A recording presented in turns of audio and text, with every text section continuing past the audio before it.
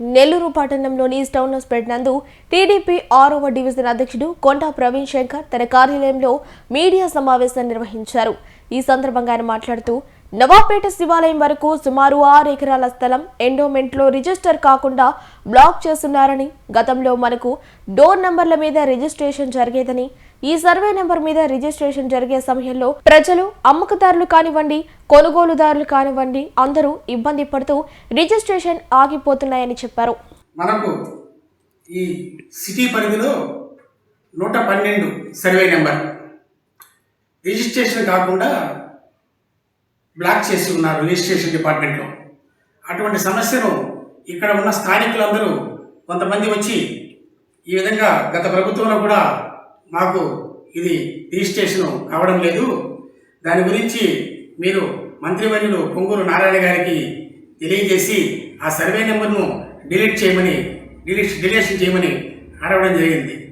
ఆ సందర్భంగా మేమందరం కలిసి స్థానికులు, మా పార్టీ కార్యకర్తలు అందరం వెళ్ళి నారాయణ సార్కి, సార్ ఈ విధంగా మన స్టౌన్స్పేటలో ఒక 5-6 వేల మందికి ఈ సర్వే నెంబర్ మీద ప్రాపర్టీస్ ఉన్నాయి, ఆస్తులు ఉన్నాయి, కొనుగోలుదారులు అమ్ముకోలేకపోతున్నారు, కొనేవాళ్ళు కూడా కొనలేకపోతున్నారు.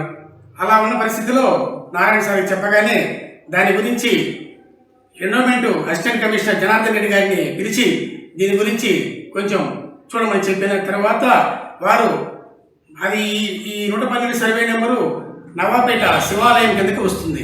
ఆ కవిత మేడం ఈవో గారు వారిని పిలిచి దీని గురించి రిపోర్టు తయారు చేసేమని చెప్పడం జరిగింది. వెంటనే రిజిస్ట్రేషన్ డిపార్ట్మెంట్లో కూడా ఆ లెటర్ని చూసి వారు కలెక్టర్ గారు ఇచ్చిన రిప్లై ప్రకారం చూసుకొని దాన్ని వాళ్ళు డిలీషన్ చేయడం కూడా జరిగింది.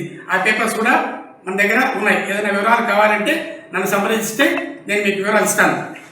అలాగే మనము అనేక సమస్యలతో నెల్లూరులో ఉన్న జనార్దన్ రెడ్డి కాలనీలో కూడా మన నారాయణ సారు 1500 మందికి పర్మనెంట్ పట్టాలు ఇవ్వడం జరిగింది. దానికంటే ఇక్కడ సోనస్పేటలో ఉన్న ఈ ఏరియాలో 5-6 వేల మందికి ఈరోజు మనకు పట్టాలు ఇవ్వకపోయినా ఈ సర్వే నెంబర్ మీద రిజిస్ట్రేషన్లు ఆగిపోయి లోన్లు రాకుండా చాలామంది సఫర్ అవుతున్నారు. అందులో నేను కూడా ఒకరిని. మా ప్రాపర్టీ కూడా మనము రిజిస్ట్రేషన్ చేసుకోలేక మేము కూడా ఆగి ఉన్నాం. ఆ ఉద్దేశంతో మనకి చేసిన నారాయణ గారికి సహకారం చేసినందుకు నారాయణ గారికి మా వార్డు తరపున, మా కార్యకర్తల తరపున, ప్రజల తరపున సార్కి ధన్యవాదాలు తెలియజేస్తున్నాము.